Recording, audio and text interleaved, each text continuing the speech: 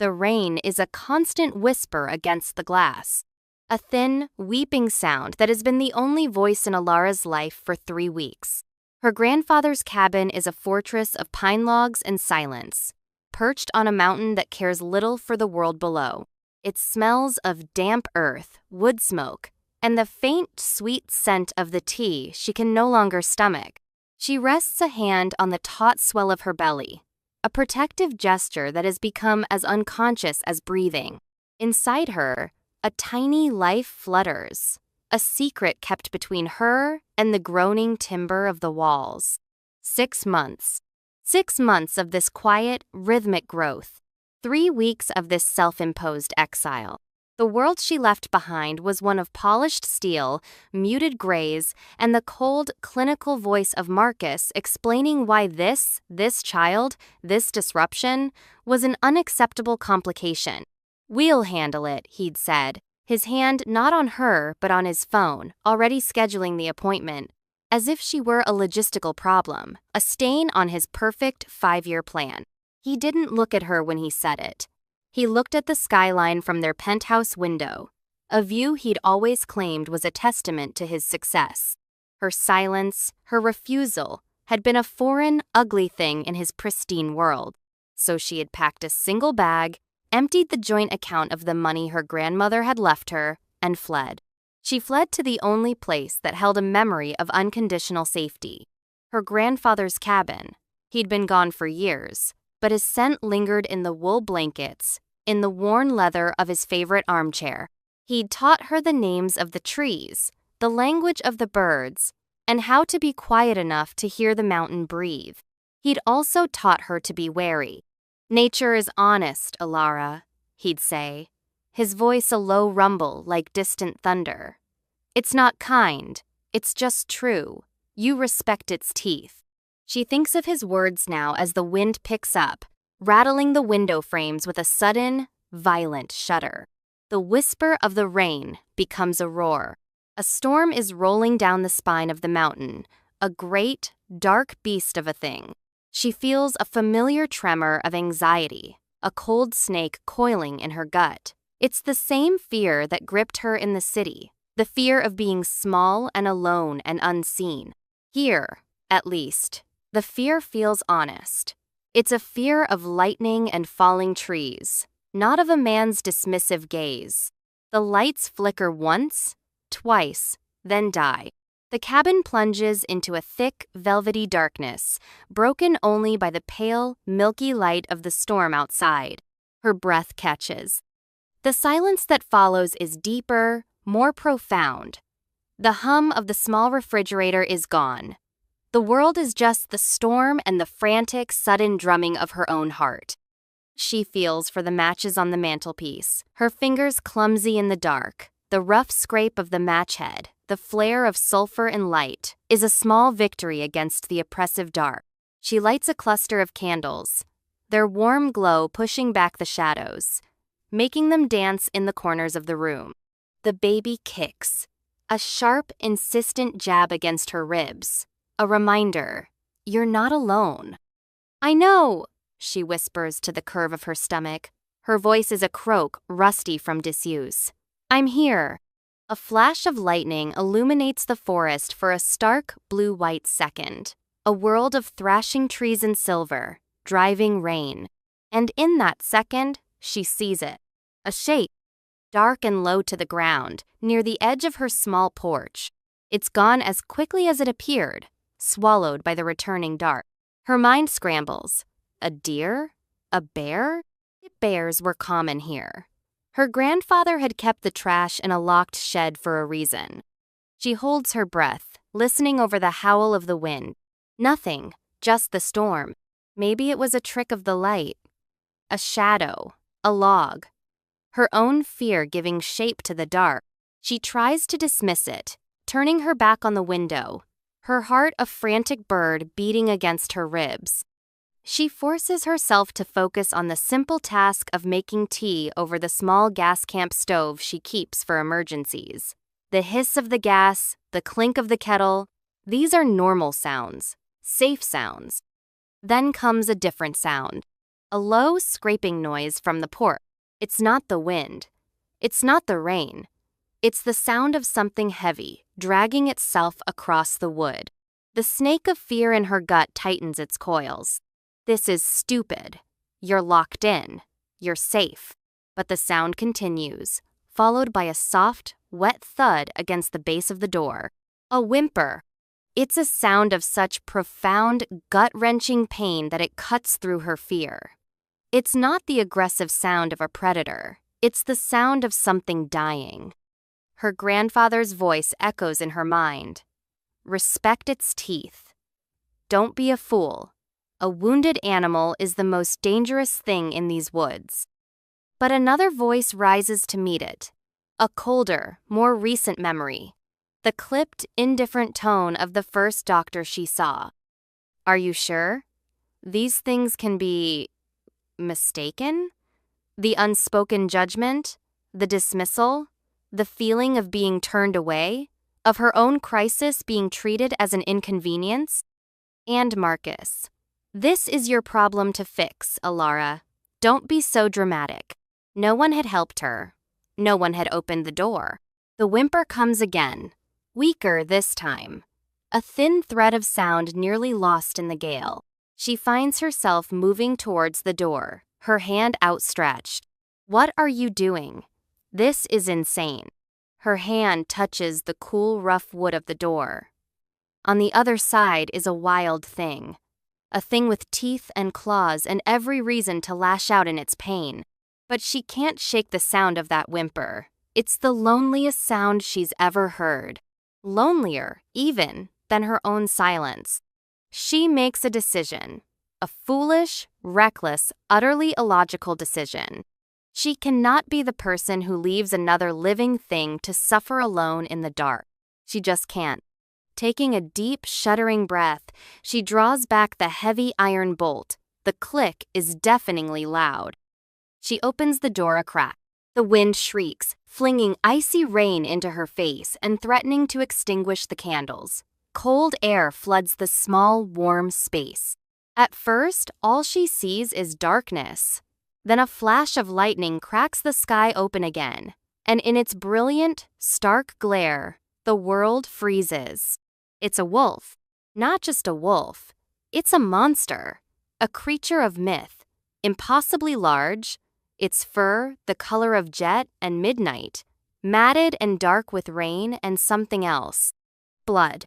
One of its forelegs is bent at a sickening, unnatural angle, and a deep, ragged gash runs along its flank, pulsing a dark, sluggish red onto the wooden planks of her porch. But it's the eyes that steal her breath. In the fleeting, stark light, they are not the flat, feral eyes of a wild animal. They are a startling, intelligent gold. And they are fixed on her. Not with aggression. Not with threat. With a silent, desperate plea. The darkness slams back down, but the image is burned onto the inside of her eyelids.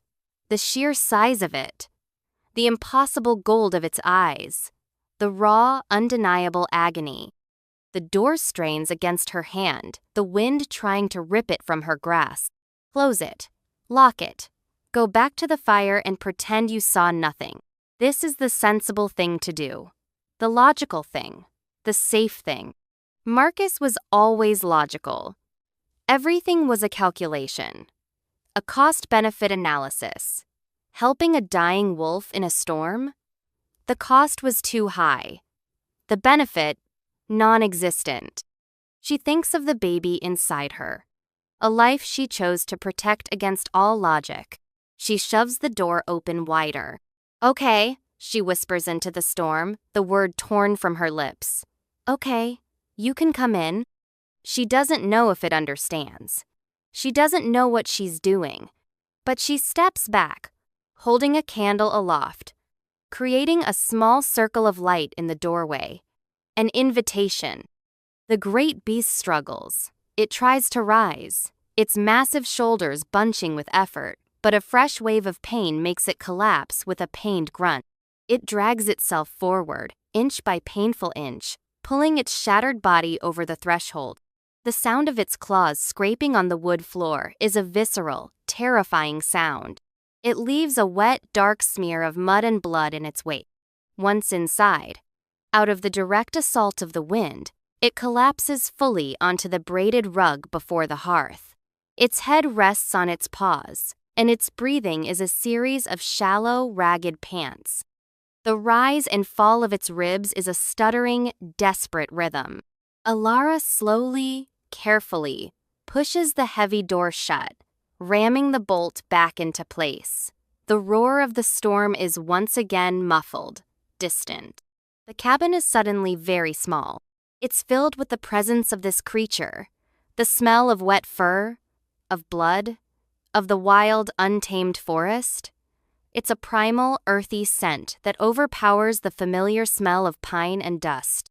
She stands frozen for a long moment, the candle wax dripping onto her trembling hand. The wolf lies utterly still, except for its panicked breathing and the slow, constant seep of blood from its side. Her grandfather's first aid kit is in the bathroom, the one he kept stocked for hunting accidents and mishaps with axes. It's full of sutures, antiseptic, and thick gauze bandages. Her mind feels slow, syrupy with shock. Move. You let it in. Now you have to do something. Leaving the candle on the mantel, she fetches the kit. Her hands shake as she opens the metal box. The clinical smell of rubbing alcohol fills the air. She approaches the wolf slowly, cautiously, like approaching a bomb. I'm not going to hurt you, she says, her voice barely a whisper. She feels foolish talking to it, but the silence is worse. I just want to see. The wolf's golden eyes follow her every move. There's a deep intelligence there, a terrifying awareness that she can't explain. It doesn't growl. It doesn't shift. It simply watches her, as if weighing her, judging her. She kneels beside it, her own body aching with the strain. The warmth radiating from its massive form is like a furnace. She can feel the fever coming off it in waves. The gash in its side is worse than she thought. It's deep, torn open as if by the claws of something even larger. Or perhaps caught on a sharp rock or a broken branch in a fall. Debris is embedded in the wound. It will get infected. It will die. Okay, she breathes, more to herself than to the animal. Okay, Alara, you can do this. She soaks a clean rag in the warm water she'd boiled for her tea. Hesitating for only a second, she reaches out and gently, so gently, begins to clean the edges of the wound. The wolf flinches, a full-body tremor, and a low growl rumbles deep in its chest, a sound like shifting tectonic plates. Instinct screams at her to pull back, to run, but she looks at its eyes. They are squeezed shut in pain, but it doesn't move to bite. It doesn't snap. It is bearing the pain. It is trusting her. I'm sorry, she murmurs, her voice thick with an emotion she can't name. I know it hurts. I'm so sorry. I have to clean it. She works methodically, her fear receding as the familiar, practical task takes over. She plucks out bits of leaf and dirt with tweezers, her fingers surprisingly steady.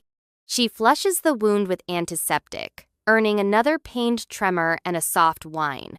The broken leg is beyond her. A clean break, it looks like, but it would need to be set properly. She can only clean the abrasions around it and hope.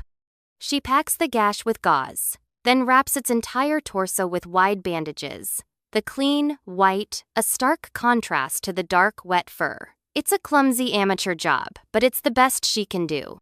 By the time she's finished, sweat is beading on her forehead, and her back is a riot of screaming muscles. The baby is a heavy, solid weight pressing down on her. She sits back on her heels, exhausted. The wolf's breathing has evened out slightly. It's still shallow, but the ragged, panicked edge is gone. It watches her, its golden gaze unwavering. She has brought a monster into her house. A wild, bleeding thing of teeth and shadow. And for the first time in months, The crushing weight of her loneliness feels different. Not gone, but shared. The days that follow fall into a strange, surreal rhythm. The storm passes, leaving behind a world scrubbed clean and glistening. But the power remains out. The silence of the cabin is broken only by the crackle of the fire, her own soft movements, and the quiet, steady breathing of the wolf.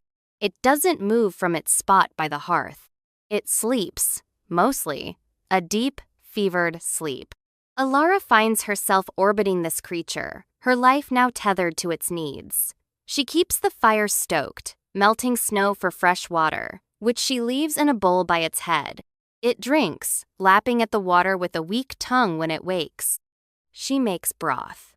Rich, savory chicken broth, the kind her grandmother used to make when she was sick. She holds the bowl for the wolf, and to her astonishment, it eats.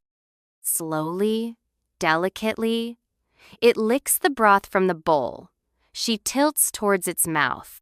The sheer intimacy of the act is staggering. Her, a pregnant, runaway woman, hand-feeding a wild wolf in her grandfather's isolated cabin.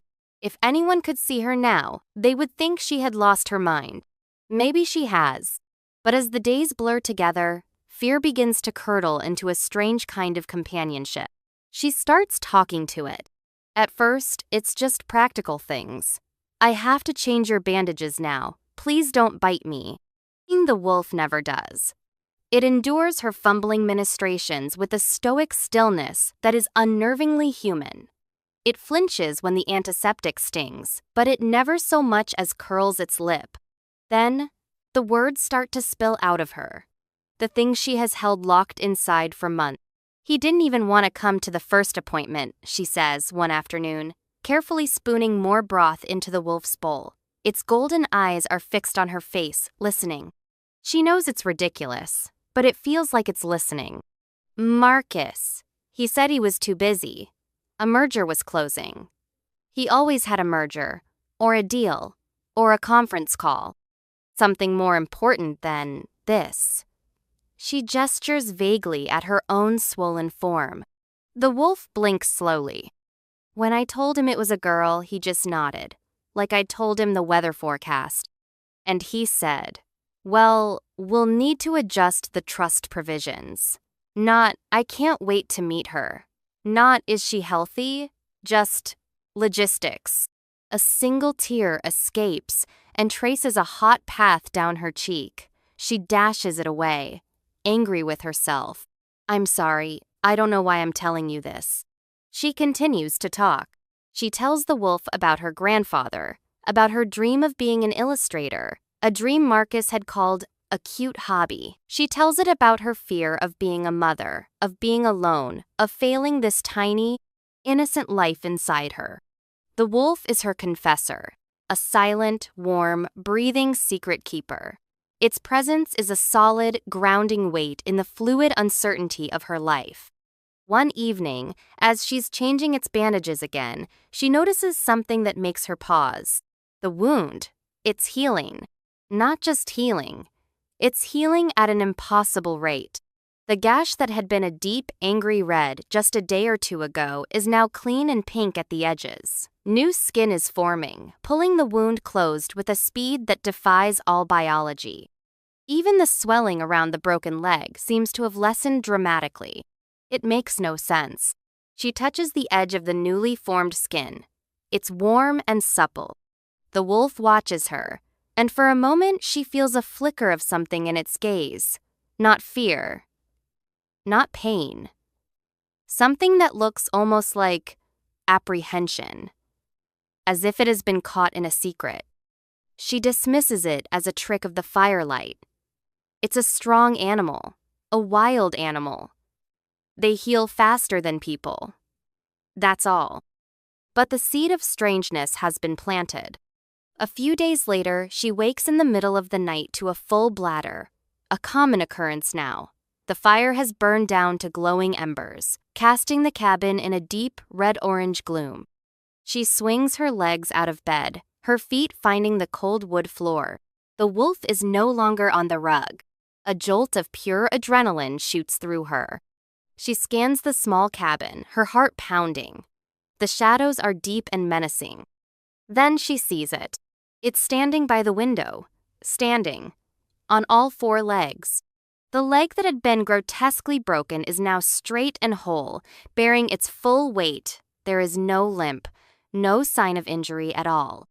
It's staring out the window at the moon, a perfect silver disk in a clear, black sky. Its silhouette is immense, powerful, radiating a vitality that makes the hair on her arms stand on end.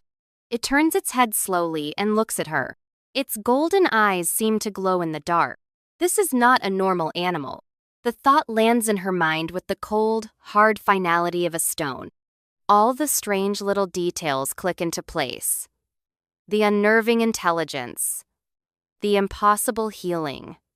The way it seems to understand her words. Her moods. Fear, cold and sharp, pierces through the comfortable familiarity she has built. She has been living with something she does not understand. Something that should not exist. The wolf takes a silent, deliberate step towards her. She freezes, her hand instinctively flying to her belly.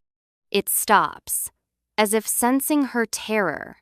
It lowers its head in a gesture that looks impossibly like submission. A soft, low whine escapes its throat, not of pain, of reassurance. Her fear remains, a high, singing note in her blood, but her compassion is a deeper chord. This creature, whatever it is, has not harmed her. It has been vulnerable, has let her care for it. It has listened to her secrets. Slowly, hesitantly, she lowers her hand. She doesn't run. She doesn't scream. She just stands there, in the dying firelight, looking at the impossible thing she has let into her life. The next morning, the strangeness lingers, a tangible tension in the air. The wolf is back on the rug, but it's no longer the pathetic, injured creature she first brought inside. It lies with a coiled, latent power, its movements fluid and certain. When she brings it water, it rises to its feet with a grace that belies its incredible size. She removes the bandages for the last time. Underneath, where the deep, ragged gash had been, is only a thin silver scar, barely visible against the thick black fur. The broken leg is perfect. It's a miracle, an impossibility. She runs a trembling hand over the healed fur.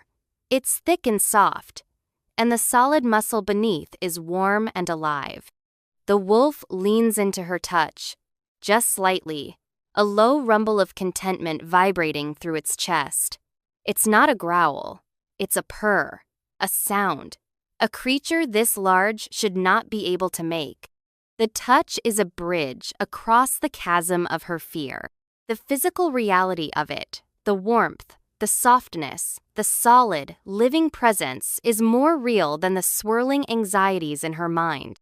"What are you?" she whispers, her fingers sinking deeper into its ruff. It just looks at her with those ancient, knowing, golden eyes.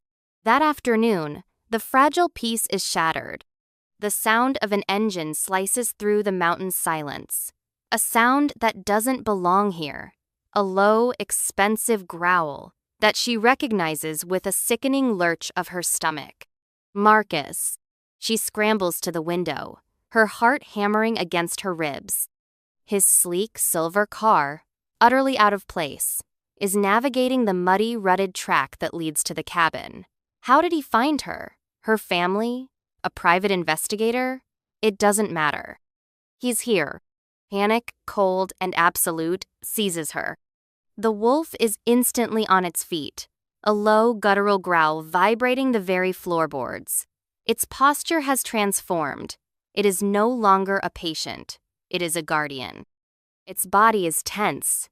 Its ears are flat, and its lips are pulled back just enough to reveal the startling, lethal white of its canines. "No," she whispers, turning from the window, her hands held up as if to ward him off. "No, you have to hide. He can't see you." The idea of Marcus seeing the wolf, of him calling the authorities, of this creature being hunted and killed because of her, it's unbearable. The wolf looks from her to the window, the growl intensifying. It understands threat. "Please," she begs, her voice cracking. "In the bedroom. Please. You have to." She doesn't know why she thinks it will obey her, but it looks into her terrified eyes, and after a long, tense moment, the growl subsides. With a final, hard look at the approaching car, it turns and pads silently into the small bedroom, disappearing into the shadows. The car door slams. Footsteps on the porch. Heavy, impatient. A sharp, commanding knock on the door. Elara smooths her hands over her worn sweater, tries to school her features into a mask of calm she does not feel. She takes a deep breath and opens the door. Marcus stands there, looking utterly incongruous in his expensive cashmere coat and Italian leather shoes, now spattered with mud. His face is a mask of controlled fury. "Elara, enough of this melodrama." His voice is clipped, cold. He doesn't ask how she is. He doesn't acknowledge her pregnancy with anything more than a brief, distasteful flicker of his eyes. "What are you doing here, Marcus?" she asks, her voice steadier than she expected. She blocks the doorway with her body. "What am I doing?" he laughs, a short, ugly sound. "I'm cleaning up your mess again. You vanished. You emptied an account. Do you have any idea how that looks? My parents are asking questions. I've had to lie to everyone. This isn't a mess," she says quietly. "This is my life." "Don't be ridiculous." He pushes past her, striding into her small, safe space. His presence feels like a violation. He surveys the rustic cabin with open contempt. "You're living in a shack, you're pregnant, and you're acting like a child. The game is over. You're coming back with me, now." "No." The word is quiet, but it hangs in the air between them, solid and unmovable. He turns to face her, his eyes narrowing. "What did you just say to me?" "I said no, I'm not going anywhere with you." "Elara, you are not thinking clearly. Your hormones are making you irrational." He takes a step closer, his voice dropping to a low, menacing tone she knows all too well. It's the voice he uses just before he gets what he wants. "I have been very patient, but my patience has run out. You will get in the car, we will go back to the city, and you will do as you are told. We have a reputation to maintain." "Your reputation?" she clarifies, a spark of defiance igniting in her chest. "It was always about you, Marcus. Your plan, your reputation, your convenience." "That's enough," he snaps, his face twisting into an ugly sneer. He grabs her arm, his fingers digging into her flesh. "You're coming with me, even if I have to drag you." Pain, sharp and shocking, radiates up her arm. She flinches, trying to pull away, but his grip is like iron. A sound erupts from the bedroom. It's not a growl, it's a roar. A deep, terrifying, world-ending sound of pure, unrestrained fury. The bedroom door splinters, flying off its hinges as the wolf explodes into the room. It is a vision of primal rage, a blur of black fur and flashing teeth. It moves faster than anything that large should be able to move. Marcus freezes, his hand dropping from her arm as his face drains of all color. His mouth opens, but no sound comes out. He is staring at an impossibility, a nightmare made flesh. The wolf doesn't charge him. It doesn't need to. It lands between him and Elara, a living wall of protective fury. It stands over her, its head lowered, the roar subsiding into the most menacing growl she has ever heard. Its entire body vibrates with the promise of violence. A string of saliva drips from its bared teeth, landing silently on the floorboards. Marcus stumbles backward, tripping over the leg of a chair and crashing to the floor. He scrambles away on his hands and knees, pure, animal terror etched onto his handsome face. He looks pathetic, small. He fumbles for the door, throws it open, and flees without a backward glance, leaving the door gaping wide. A moment later, the sound of his car engine roaring to life, tires spinning in the mud, then fading rapidly into the distance. Silence descends once more. A profound, ringing silence. Alara is shaking, her whole body trembling with adrenaline and shock. She stares at the wolf, at its massive, protective form standing guard over her. It turns its head, the growl dying in its throat. Its golden eyes, soft now with a concern that melts her bones, scan her face, her arm, her belly, checking for injury. But the effort, the sheer explosive force of its rage, was too much. A shudder runs through its powerful frame.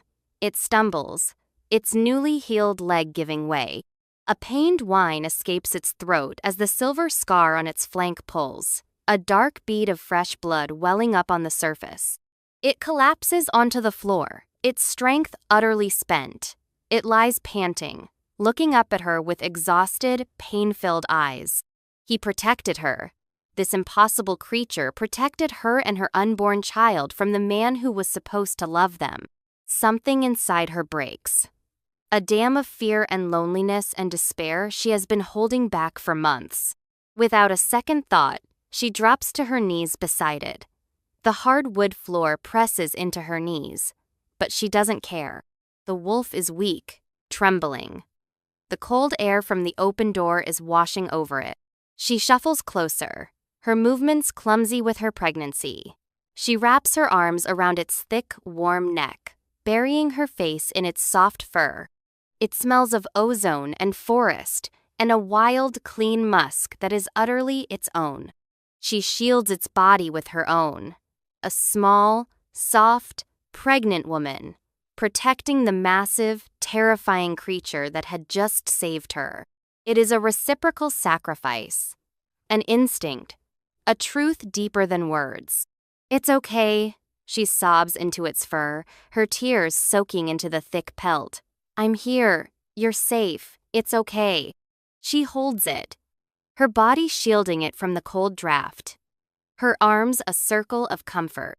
And then, the world goes mad. The body beneath her begins to shift. It's a horrifying, convulsive movement. A sound of cracking bone and tearing sinew.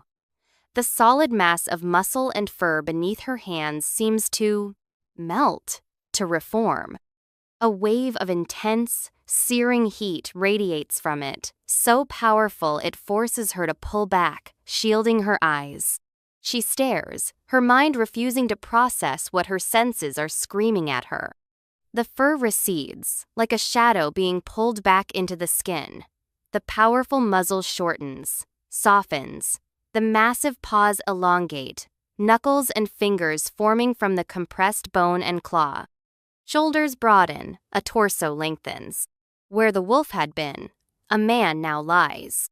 He is sprawled on the floor, naked, his body lean and corded with muscle. His skin is pale in the cool light of the cabin. Long, untamed black hair, the same jet black as the wolf's fur, is spilled across the floorboards.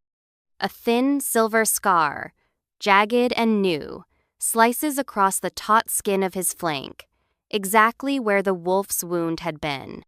He is unconscious, breathing deeply, as if in a profound sleep. Alara stares, her breath trapped in her lungs, her mind a screaming void of pure, undiluted shock. Her hands are still hovering in the air where the wolf's neck had been. Now there is only the bare, warm skin of a man's shoulder. Her knees give out. She sinks to the floor, her back hitting the rough-hewn wall of the cabin with a dull thud. The impact barely registers. Her gaze is fixed on the impossible sight before her. The man on her floor, the splinters of the bedroom door, the lingering primal scent of wolf and ozone. It's not possible. It's not real. She's dreaming. She's gone mad from the solitude. This is a hallucination brought on by stress and fear. But the cold draft from the open door is real. The ache in her back is real. The frantic, fluttering heartbeat of her baby is real. And the man lying on her floor is real. He groans, a low, human sound of pain that cuts through her paralysis. His brow furrows, and his eyes flutter beneath their lids.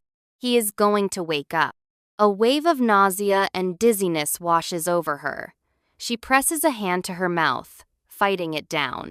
She can't faint. She can't fall apart. Not now. She has a naked, unconscious, shape-shifting man on her floor. A man who was, moments ago, a giant wolf. A man who was injured. A man who saved her. Her mind spins, trying to find purchase on a single, solid thought. Modesty. Practicality. These are the things she clings to. He's naked. He's cold. Her grandfather's clothes are in the chest at the foot of her bed. She forces her trembling legs to obey her, stumbling into her own room. She pulls out a pair of old, soft flannel pajama pants and a thick wool sweater.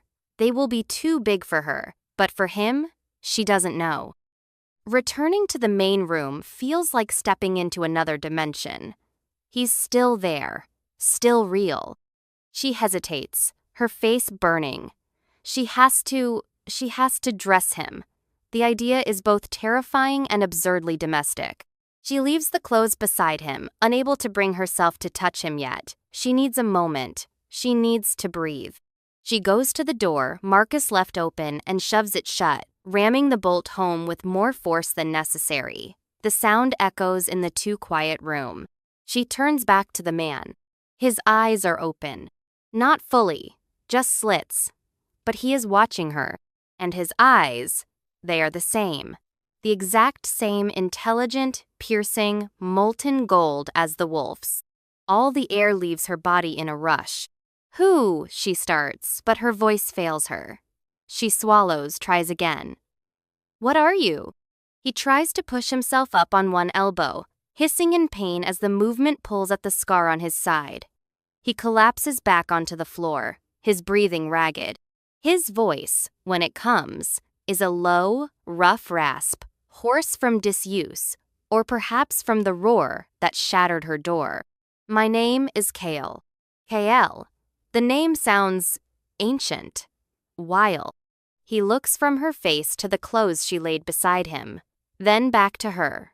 A flicker of something shame, vulnerability crosses his features. "I apologize," he rasps, "for the state of things." His apology is so startlingly formal, so at odds with the sheer, primal insanity of the situation, that it breaks through her shock. You were a wolf," she whispers, the words feeling flimsy and inadequate. He closes his eyes for a moment, a flicker of pain, or perhaps exhaustion, on his face. Yes. Just, yes. A simple confirmation of the impossible. "You're a shifter?" she asks, the word tasting strange in her mouth. It's a word from fantasy novels, from late-night movies. Not a word for the real world, not for her grandfather's cabin. "It's what we are called," he says, his golden eyes opening again to watch her. "My kind." His kind. There are more of them. The thought is both terrifying and strangely comforting. He's not a singular monster. He's part of something. "You were hurt," she says, stating the obvious. "The gash, your leg." "A disagreement," he says, his voice tight, "with a bear over territory." "I was careless," he grimaces. "And then I felt you." "Me?" "Your fear, your distress. It was a beacon," he says, his gaze dropping to the swell of her belly. "For a shifter, a mate, their emotion is a physical force. It pulls. Your fear was screaming. I followed it. I didn't think. I just ran. Mate." The word hangs in the air between them, more shocking than the transformation itself. Mate. The world tilts on its axis. The pull she felt towards the wolf. The strange, immediate sense of trust. The way her loneliness had eased in its presence. It wasn't her imagination. It wasn't madness. It was this connection. That's not possible, she stammers, taking a step back. Her back hits the wall again. I'm human, and I'm pregnant. She presses a hand to her stomach, a shield. With another man's child. A shadow of profound pain crosses his face. It's a deep, wrenching sadness that makes her own heart ache in response.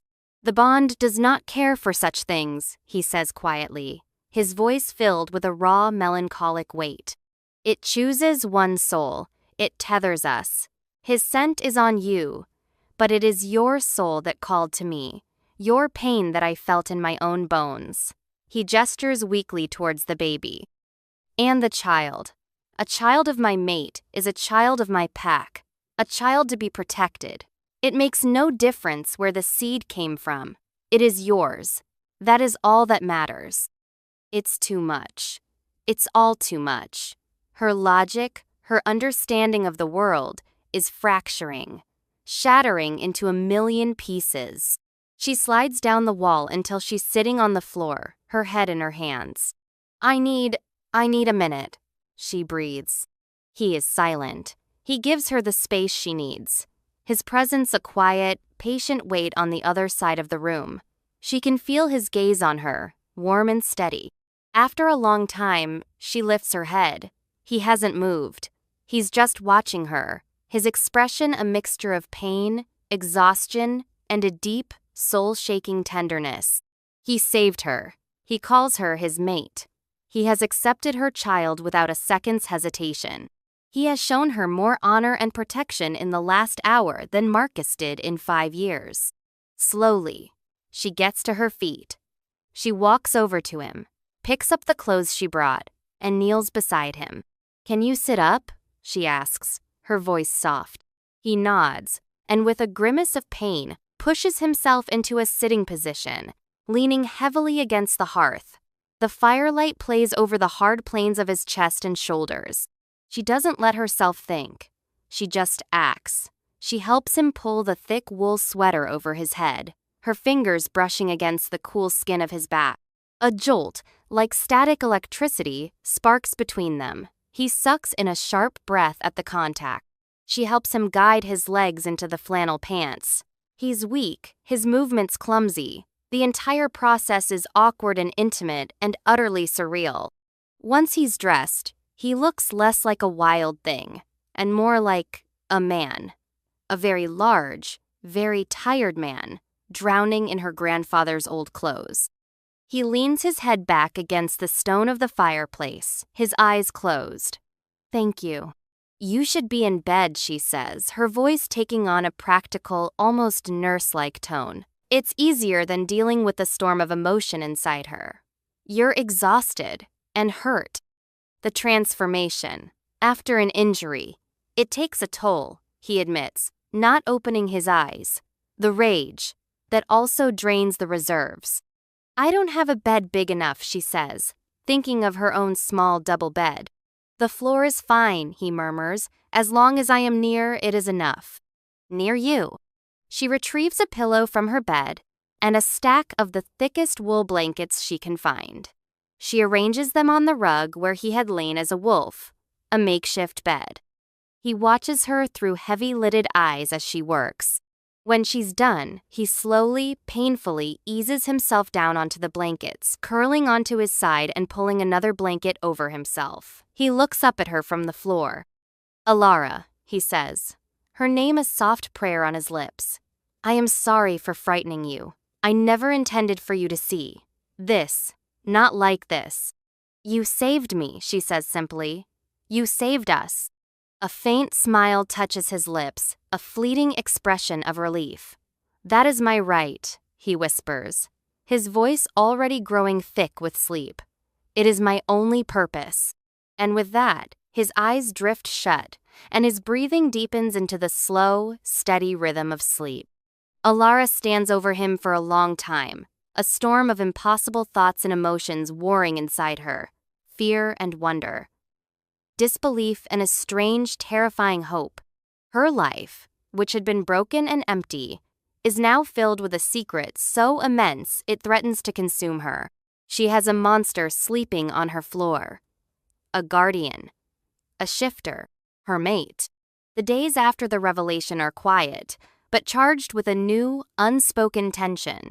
Kyle sleeps for nearly 24 hours straight, a deep, healing sleep. Alara moves around him, her steps soft, her heart a tangled knot of anxiety and wonder.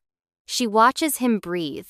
She watches the way the firelight flickers across his strong, unguarded face. He looks younger in sleep, less like an ancient, powerful creature, and more like a man burdened by a heavy weight. When he finally wakes, he is weak, but the sharp edge of his pain has dulled. He moves stiffly, favoring his side, but he is coherent, and he is determined to push her away. "You should leave," he says, his voice a low rumble. He's sitting by the fire, nursing a mug of broth she made him. He won't look at her. He stares into the flames. "Leave?" she asks, her voice sharper than she intends. "Where would I go?" "Back to Marcus. You saw what he is." "My world is more dangerous than him," Kale says, his knuckles white around the mug. "The bear that injured me. It wasn't an ordinary animal. There are rival packs, old feuds, laws you don't understand. Being my mate. It puts a target on your back. It's a death sentence for a human, especially one who is," he hesitates, "vulnerable." He means pregnant. He means her. "I've been vulnerable my whole life," she says, her voice quiet but fierce. She comes to stand in front of him, forcing him to look at her. "I was vulnerable when my parents told me my art was a waste of time. I was vulnerable when my boss took credit for my work. I was vulnerable every single time Marcus made me feel small and stupid and irrational. The only time in my adult life I have ever felt truly, completely safe was when a giant wolf was sleeping on my floor." His golden eyes meet hers, and she sees a universe of conflict in them. His duty to protect her is at war with his instinct to claim her. "I am a monster, Alara," he whispers, the words full of self-loathing. "You saw what I am, the rage, the violence. I could hurt you without meaning to." "You didn't," she counters, her voice softening. "You saved me. You've been nothing but gentle with me. You were more gentle as a wolf than most men have ever been in their human form." She takes a breath, her heart pounding. This is it. The moment to stand her ground, not as a victim, but as a choice. "I'm not afraid of you, Kale." The words hang between them, a fragile, powerful truth. He searches her face, looking for any hint of a lie, any flicker of fear. He finds none. Only a weary, stubborn resolve. A shudder runs through him. He sets the mug down on the hearth with a hand that is not quite steady. "You should be," he says, his voice thick with emotion. "Maybe," she concedes, "but I'm not." She reaches out, her hand hesitating for a fraction of a second before she gently touches his cheek. His skin is rough with stubble, but warm, alive. At her touch, his eyes flutter shut, and a low, broken sound escapes his throat. He leans into her palm, like a starving man offered bread. It's a gesture of complete surrender. The confession comes in a torrent, a flood of words held back for a lifetime. "I have been alone for so long," he murmurs, his eyes still closed, his voice a raw whisper. An alpha leads, he protects, he decides. But he is always apart, always separate. I never thought the bond would happen for me. I thought I was destined to be alone." He opens his eyes, and the sheer, desperate longing in them is a physical blow. "The moment I felt your fear, it was like the world finally came into color. It was agony, but it was real. It was a connection. And when I saw you, standing in that doorway, so terrified but so brave, it was like coming home." Her own confession feels small in comparison, but she gives it to him anyway. I thought I was broken, she whispers, her thumb stroking his cheek. I thought Marcus had shattered anything good in me. But when I found you, when I was caring for you, I felt useful. I felt strong. I felt strong. I felt like me again. He turns his head and presses a kiss into the center of her palm. The touch is electric, a jolt of pure, unadulterated longing that travels up her arm and settles deep in her core. It's not a kiss of seduction. It's a kiss of reverence, of gratitude. Ilara, he breathes her name against her skin. He rises to his feet, a fluid movement that speaks of his inherent power. And now he is standing before her, towering over her, but he doesn't feel menacing. He feels like a shield. He gently takes her hand from his face, his large, warm hands enveloping hers. He looks down at her, his golden eyes burning with an intensity that makes her breath catch. Is this what you want? He asks, his voice low and serious. A life with me? With my pack? A life of shadow and danger and secrets? I want a life where I am not alone, she answers honestly. I want a life where my child is protected. I want a life with you. It is her choice, her claim. That is all he needed to hear. He lowers his head, and his lips meet hers. The kiss is not gentle. It is a cataclysm. It is all his pent-up loneliness, all his fierce protectiveness, all his desperate, soul-deep longing poured into a single, devastating act. It is a brand, a seal, a promise. She kisses him back with all her own broken pieces, with all her newfound strength, with the fierce, desperate hope for a future she had never dared to imagine. It's a kiss that tastes of wood smoke and tears, and the impossible, wonderful truth of a home found in the most unlikely of arms. When he finally breaks the kiss, they are both breathless. He rests his forehead against hers, his eyes closed. Mine, he growls, the sound a low, possessive vibration against her lips. Not a claim of ownership, a statement of fact, a declaration of belonging. Yours, she whispers back, and for the first time, the word doesn't feel like a surrender. It feels like a victory. 6 months later, the world is no longer pine and silence. It is the rich, loamy scent of a thriving forest, the murmur of 100 lives lived in concert, and the distant, happy sound of children playing. Hale's pack territory is a sprawling, hidden valley, a sanctuary carved out of the deep wilderness, protected by mountains and magic.